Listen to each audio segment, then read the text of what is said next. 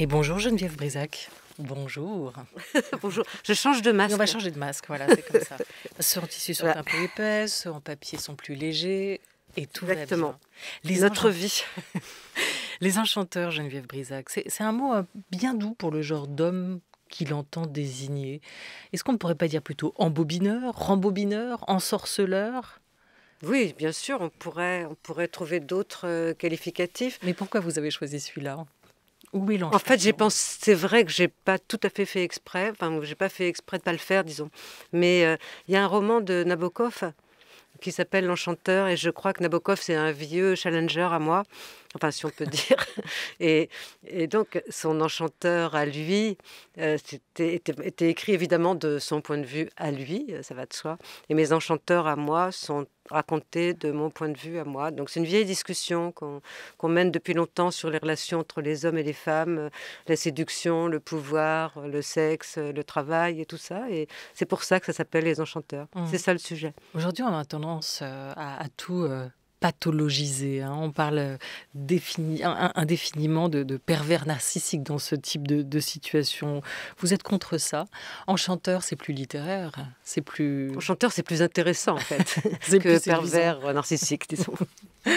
Mais ça leur conviendrait quand même, un peu. Ouais, sûrement, mais je ne suis pas psychiatre, comme dirait, je sais pas, comme diraient diverses personnes. Puisqu'en ce moment, on dit beaucoup ça. Mais je ne suis pas médecin, je ne suis pas virologue, donc je ne sais pas. Vous êtes écrivaine, pour le coup. Et c'est à la fois ce monde, ces hommes, et puis celle qui se laisse aussi ensorceler, attirée par la magie de ces voix et de ces regards que vous racontez. Il s'appelle Olaf, il s'appelle Werther dans ce roman. En quoi ces enchanteurs, Geneviève Brisac, qui envoûtent votre héroïne, Nouk, sont le produit d'une époque, et peut-être aussi les créatures d'un milieu particulier?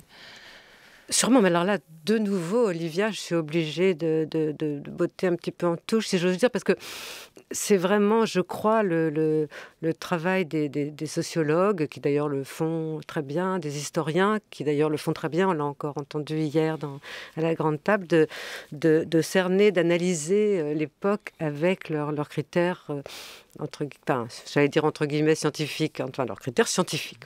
Mais moi, mon boulot, disons mon boulot d'écrivain, c'est vraiment de raconter. Donc j'essaye au contraire de ne pas avoir de théories préconçues, de ne pas avoir d'a priori. Vraiment, j'essaie de raconter parce que je ne comprends pas au fond très bien ce qui est arrivé à cette jeune femme pleine d'énergie, pleine de gaieté, pleine d'enthousiasme, un peu bête finalement. C'est je crois, l'écrivaine Grace Paley, vous savez, moi j'adore m'accrocher à des citations pour monter à l'échelle. Grace Paley disait: on écrit avec ce qu'on ne comprend pas. C'est très vrai. C'est parce que, au fond, je ne comprenais pas très bien ce qui était arrivé à ce personnage, comme dans les romans d'éducation, que j'ai voulu me replonger dans ces années de la fin du XXe siècle. Non, oui, si, la fin du XXe siècle. Et de comprendre qu'est-ce que c'est ces relations, qu'est-ce que c'est ces dialogues, qu'est-ce que c'est ces lumières, hein, ces projecteurs, ces lumières vers lesquelles on se dirige comme des phalènes sur l'ampoule. C'est ça qui m'intéressait, qui m'amusait même. Alors vous n'êtes pas psy, vous n'êtes pas sociologue, Ouais, mais raconter, ça passe quand même par observer. C'est aussi ce que dit d'ailleurs votre héroïne. À un moment, elle se raccroche à ça. Vous l'écrivez comme dans une prière: je tente de conjurer la douleur, celle de mon mollet et l'angoisse de mon cœur. Je récite mon psaume personnel où réside le sens de toute chose. Observe perpétuellement, observe l'inquiétude, la déconvenue, la bêtise, tes propres abattements. Observe, tout existe pour être raconté. Tu es humaine, tu es humaine. Hein. Oui. Ça passe par l'observation. Ce mantra-là, j'y crois beaucoup. Et puis c'est aussi les désillusions. Les désillusions qu'on décrit deviennent beaucoup plus amusantes. C'est évidemment qu'on aurait voulu que chacune d'entre nous aimerait vivre d'autres vies, toutes les vies. Enfin, c'est celle-là qu'on a. Donc ça vaut la peine de la raconter, ne serait-ce que dans l'espoir, probablement un peu vain, d'éviter à d'autres de faire, par exemple, les mêmes sottises. Enfin, ça, j'y crois pas énormément, mais bon, on ne sait jamais. Et puis aussi pour partager, moi, j'écris beaucoup, enfin, j'écris dans l'espoir très largement de partager, oui, et donc que d'autres se sentent mieux. Ça fait un peu tarte, mais c'est quand même assez vrai.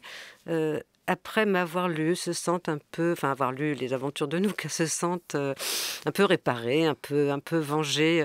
Je crois que la plupart des écrivaines écrivent dans cette optique-là. C'est ce que disent aussi des écrivains après vous avoir lu.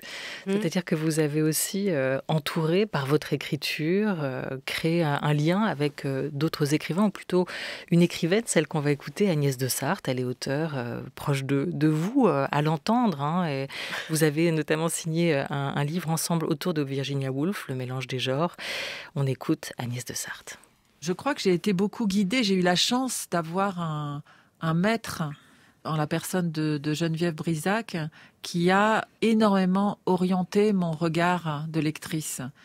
Je l'ai connue quand j'étais toute jeune, j'avais 23 ans et j'avais encore pas lu grand-chose. Et elle a, comme elle le fait dans Sisyphe était une femme, en fait, elle a creusé pour moi des chemins de lecture qui ont été déterminants. Donc il y a eu cette initiation à l'écriture féminine. Donc il a fallu quand même en passer par là. Vous savez, j'avais 23 ans. Est-ce que je l'aurais fait toute seule? Peut-être. Mais il se trouve que j'ai eu l'occasion, là encore, de prendre un raccourci. C'est toujours mieux d'être guidée. Voilà, vous avez été son raccourci. C'est toujours mieux d'être deux, comme disait Virginia Woolf, d'ailleurs.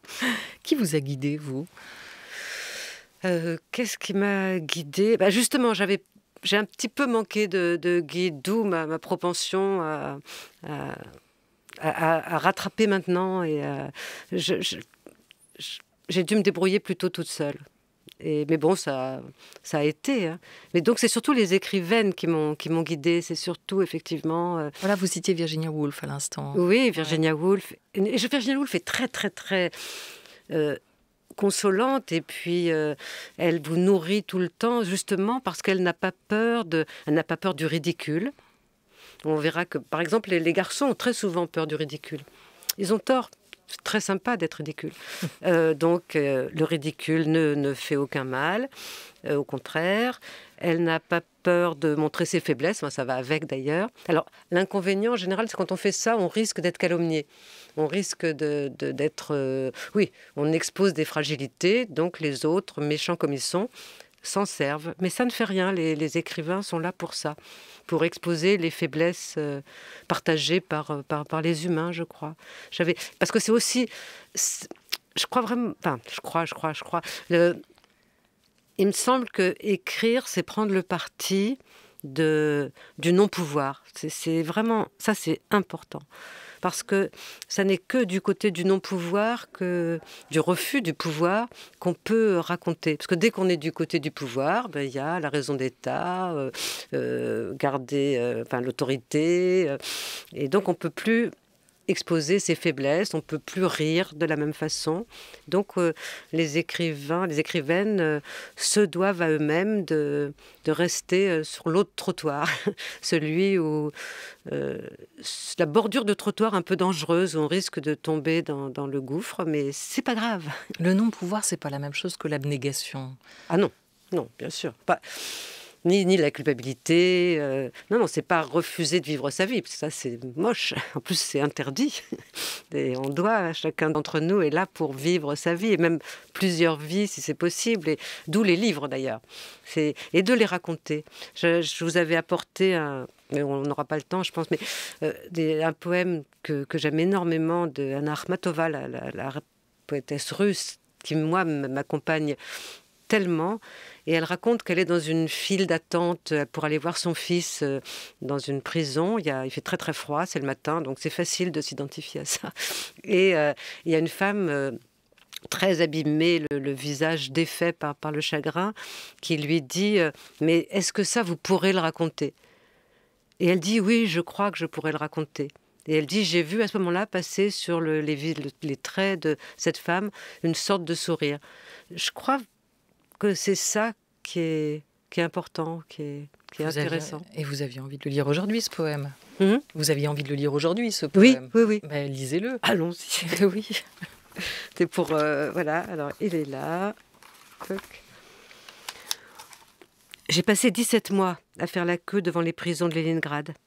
Un jour, quelqu'un m'a reconnue.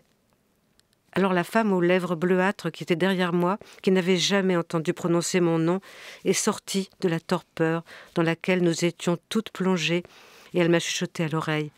Là-bas, on ne parlait qu'en chuchotant. Et ça, vous pourrez le décrire ? Et j'ai dit oui, je peux. Alors une espèce de sourire a glissé sur ce qui jadis avait été son visage. C'est ça le boulot. C'est un beau boulot. Geneviève Brisac, vous êtes notre invitée jusqu'à 12h30. On va partir sur les pas, ou plutôt sur les ailes d'un oiseau, avec Bertrand Belin et Laurent Bardenne.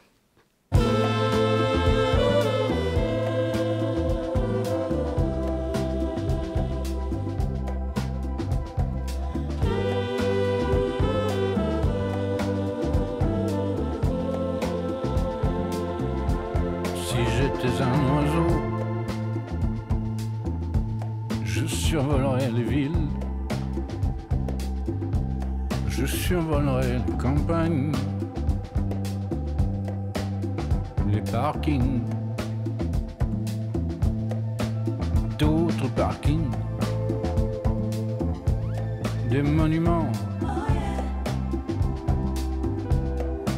des chantiers. Je survolerais des chantiers.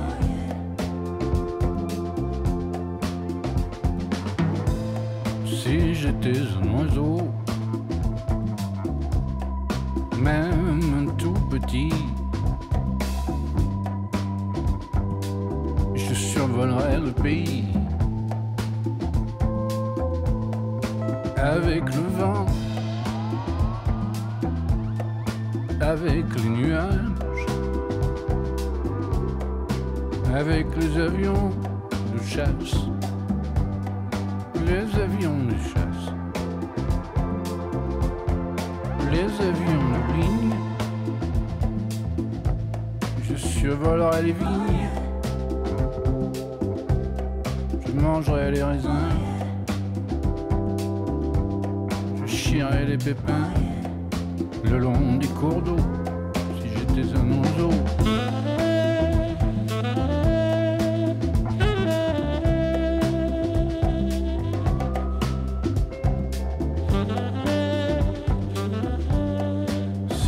Un oiseau,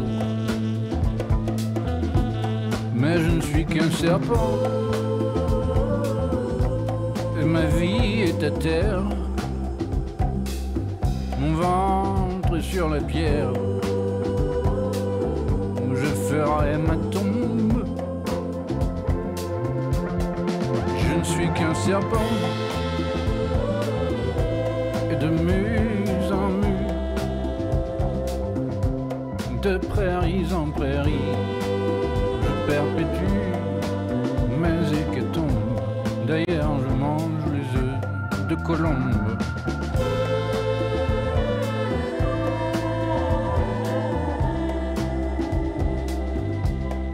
Si j'étais un oiseau,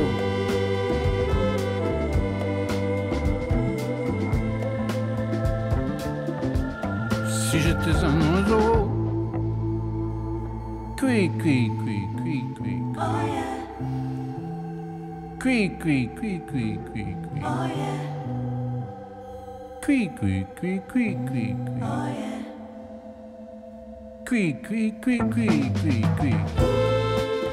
Extrait du nouvel album de Laurent Bardenne et Tigre d'eau douce qui ont invité Bertrand Belin pour ce titre oiseau, ce titre qui fait cuicui. C'est vrai qu'on irait bien se poser sur les ailes de cet oiseau pour s'envoler. Bonne idée. Oui, hein, loin, on irait voir loin. Tout ça invité jusqu'à 12h30, la romancière Geneviève Brisac à l'occasion de la parution de ses Enchanteurs aux éditions de l'Olivier. Alors on a commencé à faire un peu le portrait de ces hommes, de ces enchanteurs. On n'a pas dit qu'ils ont quand même une terreur, ces hommes, hein, c'est la grossesse de leurs salariés. Werther, c'est l'un des enchanteurs de ce livre. On vous l'a dit, je suppose, je déteste les femmes enceintes. La grossesse, je suis désolée, ça ne se passe pas chez moi. Et puis c'est un mal contagieux, hein, cette bébéphobie que ces patrons peuvent avoir. Hein. Vous êtes embauché, dit la petite dame assise derrière son bureau bien rangé quelques jours plus tard. J'espère que vous n'êtes pas enceinte trop souvent. Il déteste les bébés ici, surtout Werther. Je ne sais pas ce qui lui a pris de vous prendre. Vous commencez tout de suite. Surtout, il ne faudra jamais l'amener, votre bébé. Hein. Vous avez une place en crèche. Voilà. Qu'est-ce qui les rebute tant dans l'enfance? C'est aussi une question que votre héroïne se pose. Hein, qu'est-ce que ça dit d'une société, cette peur quand même de l'enfant permanent? Bien sûr, ça en dit très long. Le bébé, c'est dégoûtant, quoi. Enfin, c'est presque aussi dégoûtant que la grossesse et les mères. Enfin, il y a 3 trucs qui sont assez dégoûtants. Il y a les mères qui parlent tout le temps de leur bébé, donc c'est pénible. Il y a les bébés qui font beaucoup de bruit et qui vous fatiguent et tout ça. Et puis il y a la grossesse qui coûte cher à l'entreprise. Et puis il y a quelque chose en plus. Enfin, je me souviens que Françoise Héritier en a très très bien parlé. Dans le livre court, je crois, et ça c'était assez volontaire, une espèce d'air d'hostilité aux femmes enceintes, parce qu'on a le droit, quand les femmes sont enceintes, de leur dire des vacheries. Je ne sais pas trop pourquoi d'ailleurs, mais c'est un fait. J'ai remarqué ça pendant... Chaque fois que j'étais enceinte, les gens ont le droit de vous toucher, par exemple, le ventre. Bah, excusez-moi, moi je ne touche pas le vôtre, donc c'est gentil. Mais c'est comme ça, c'est parce que les femmes enceintes appartiennent à la collectivité. Et en plus, elles vous cassent les pieds avec les problèmes passionnants de leurs enfants. Bon, ça a un peu évolué quand même aujourd'hui. On peut un peu plus facilement concilier les deux. Oui, c'est vrai, et ça a évolué. évolué. Un peu moins facilement dire des vacheries comme ça, même si on les pense. C'est vrai. Ce qui reste quand même, et ça je l'ai remarqué plein de fois, parce que dans mes livres, il y a plein d'enfants. Je reconnais un peu exprès, mais puis aussi parce que j'aime ça. Enfin, j'aime raconter des histoires dans lesquelles il y a des enfants. J'adore ça. Je trouve ça très amusant, très intéressant. Je trouve que ça n'a pas été tant fait que ça, donc j'aime beaucoup le faire.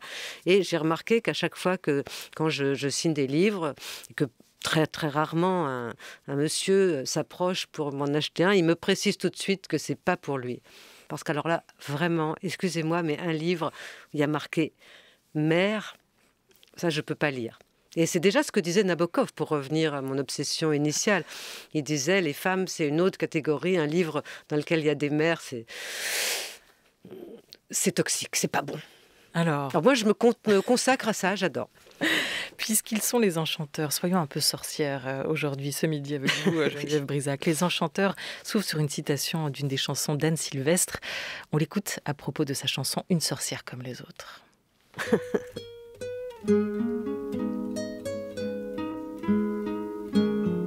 C'est juste l'histoire des femmes, mais quand je dis que je suis une éponge, c'est ça, j'ai récolté tout ce qu'on pouvait transmettre de la part de toutes ces femmes. Regardez-moi, je suis vraie. Une sorcière comme les autres. Regardez, je vais vous expliquer, moi, j'en suis une. Et de l'intérieur, je peux vous dire ce qui se passe.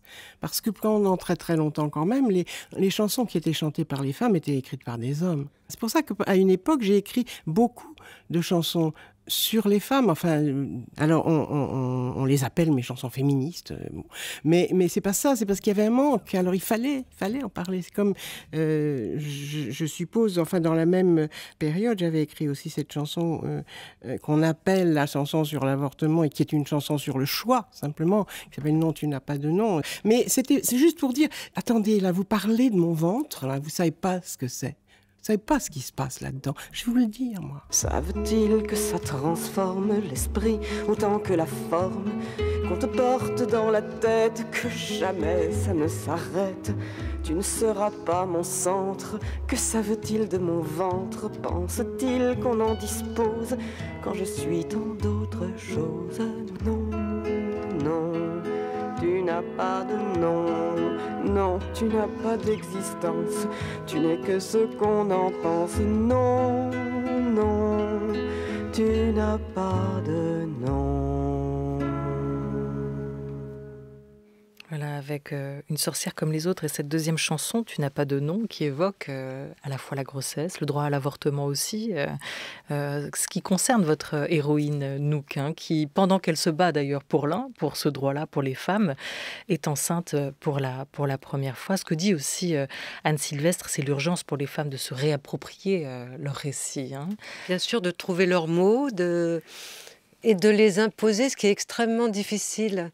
C'est parce que c'est autant, et je trouve que c'est plus facile d'une certaine façon de renverser la table, comme on dit de nos jours, de pousser des hurlements ou d'adopter le langage dominant, autant utiliser ses propres mots et les imposer et oser être soi-même et oser se faire respecter en étant soi-même.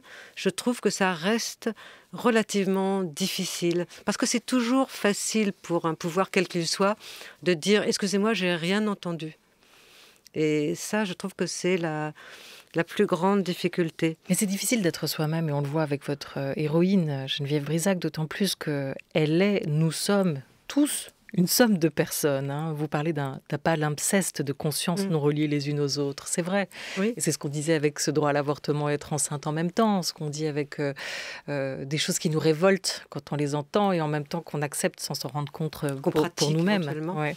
Juste parler de votre héroïne, elle semble être un peu la victime idéale. Vous disiez un peu bête au début, un peu durement avec elle. Mais quelle femme elle est d'abord. Elle a été à l'école normale supérieure des filles qui n'ont pas fait de grec.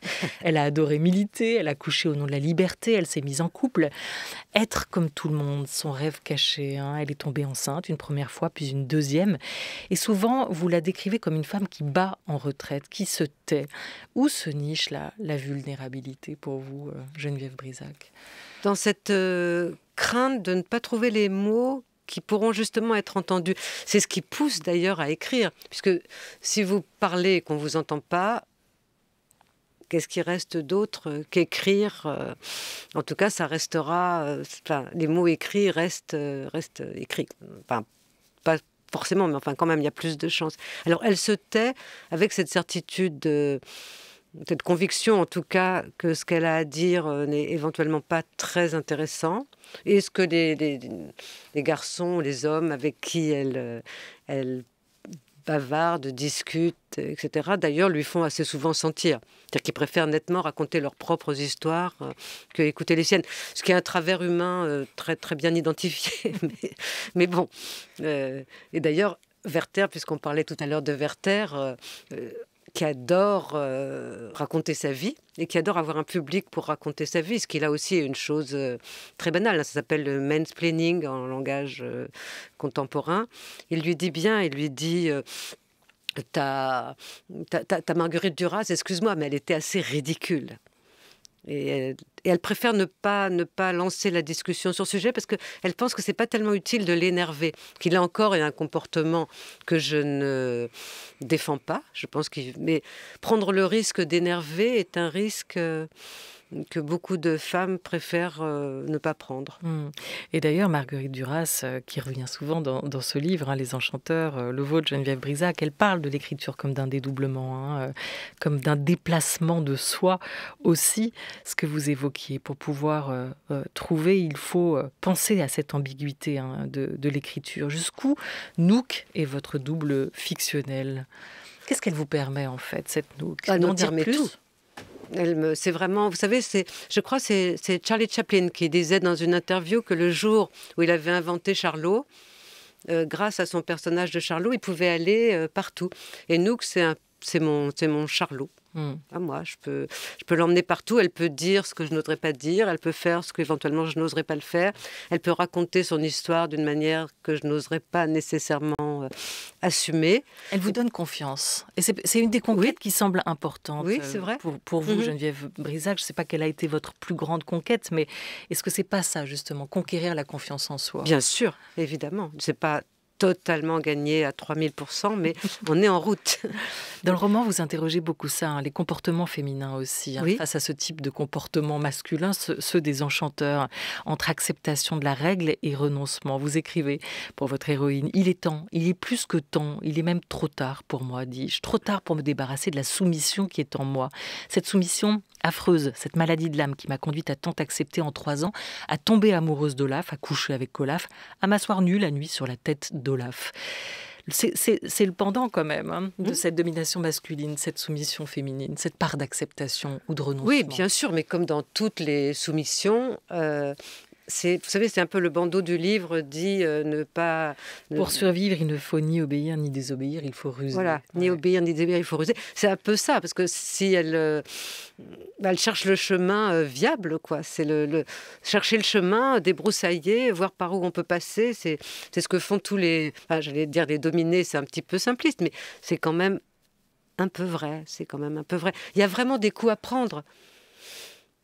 Il y a des coups à prendre, mais dans tout. Dans la relation amoureuse, il y en a aussi. Et c'est ce qu'on comprend. C'est pour ça que c'est pas si simple de distinguer ce qui se joue pour elle à ce moment-là. Bien sûr. Parce qu'on est tous à la fois dominants et dominés dans ces moments-là. Qu'est-ce qui distingue pour vous aujourd'hui une relation d'emprise d'une relation libre ? Je sais pas. Non, mais c'est vrai qu'on le sait jamais à l'avance. En particulier dans le roman, puisque c'est ça dont on parle, dans Les Enchanteurs, il y a deux... Je pense que les histoires d'amour, les histoires, hein, comme on dit, les aventures, ont tout un début, un milieu et une fin, comme toutes les histoires. Et elles se révèlent pas mal à travers cette structure-là. C'est-à-dire que le début et la fin en disent long sur ce qui s'est passé entre le début et la fin. Comme à un moment donné, elle dit ça se finit comme ça a commencé. Et dans les histoires qu'elle traverse, les fins ont beaucoup d'importance parce que ça se termine très mal. Alors, c'est un cliché de dire que les amours finissent mal en général. Dans le cas de Nouk et dans le cas des Enchanteurs, ça finit mal socialement, ce qui n'est pas la même chose. Parce qu'une histoire d'amour finisse mal dans le privé, après tout, voilà, oui. chacun fait comme socialement, ça se finit mal parce qu'elle va finir par se faire virer ou plutôt évincer, pousser vers l'extérieur et elle devra en plus en porter la responsabilité. Situation voilà, il y a vraiment procès. Et il y a procès à cause de la liberté. Situation que vous avez connue, Gallimard, l'École des loisirs, vous êtes encore éditrice, écrivaine. Geneviève Brisac, vous écrivez ce livre aussi, qui est un livre sur le monde de l'édition, ce monde très hiérarchisé. Et elle le dit, votre héroïne, j'étais une accusée perdue d'avance, une entreprise ressemble à un parti, je crois, et les mécanismes staliniens sont toujours à l'œuvre, aujourd'hui comme hier. Mais c'est un beau métier, éditer, ça permet de dire des choses. Et plus on publie de livres, plus on peut continuer à aspirer à fabriquer de bonnes personnes. Merci beaucoup Geneviève Brisac d'être venue sur cette grande table. France Culture, l'esprit d'ouverture.